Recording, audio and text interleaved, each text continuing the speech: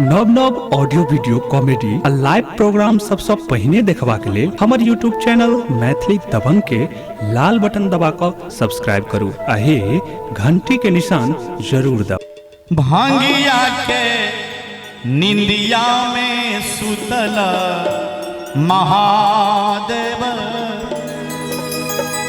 सब धन लागी गेल छो। जय हो। सब धन लाई गेल चोर के माई, सब धन लाई गेल चोर गे माई। भांगिया के निंदिया में सुतल महादेव सब धन लाई गेल चोर गे माई। भांगिया के निंदिया में सुतल महादेव सब धन लाई गेल चोर।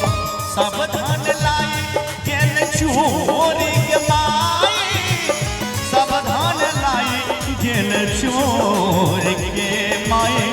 भांगिया के निंदिया में सुतल महादेव सब धन लाई गेल चोर गे माई।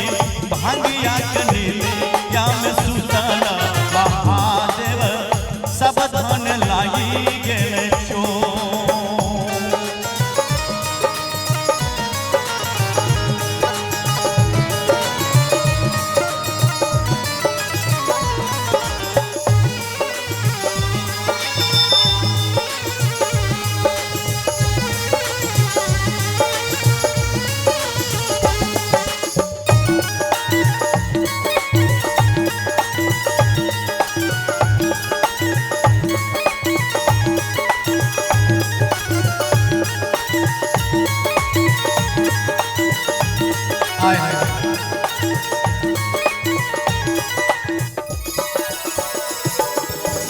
धनही में धनी छल त्रिशूल डमरुआ से हो कोन लाई गेल चोर।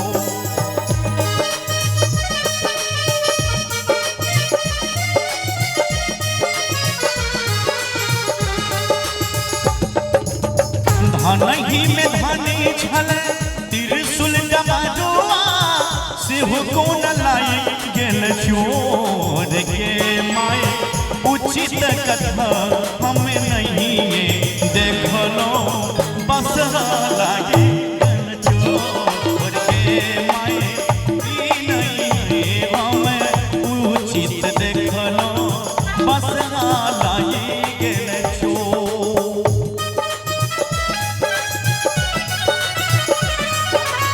आय हाय ए बाबा हरा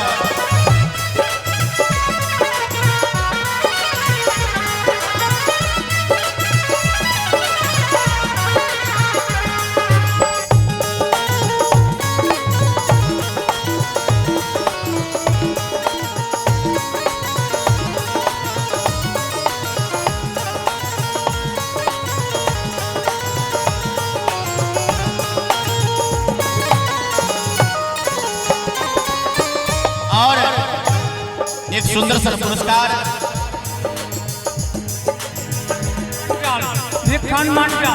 इनका और 51 रुपया के पुरस्कार। धनही में धनी छल भांग के मोटरिया से हो कोन लाई गेल चोर।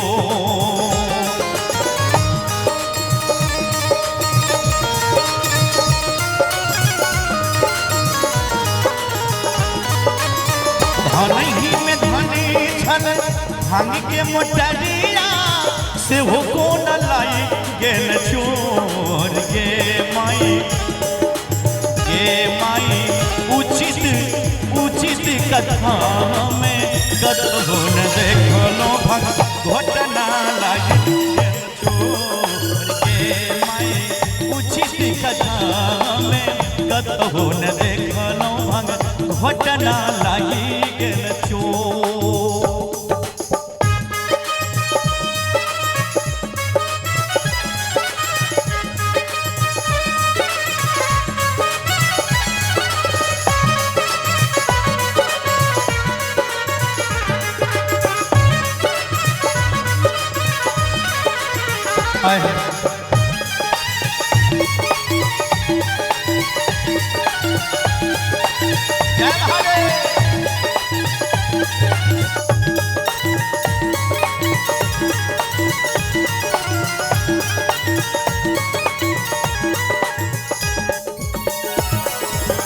धनहि में धनी छल बाघ की छाला और रुद्राक्ष के माला।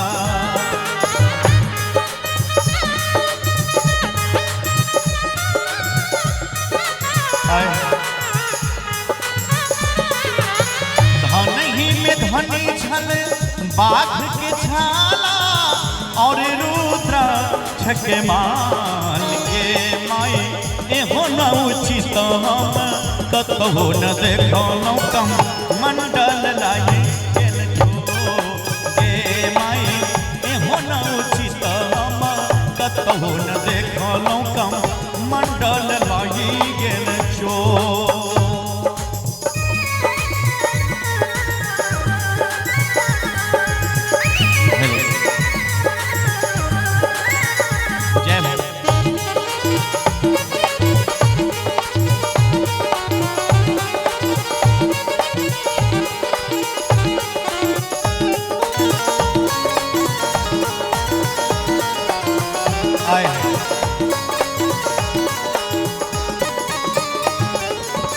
धनहि विद्यापति लिखल नचारी इहो छत त्रिभुवन नाथ।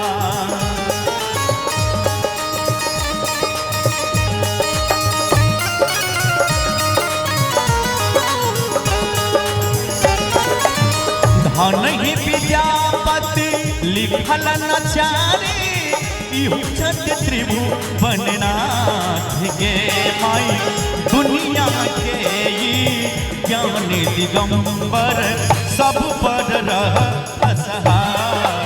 गे माई दुनिया के छेथ दिगंबर सब पर रह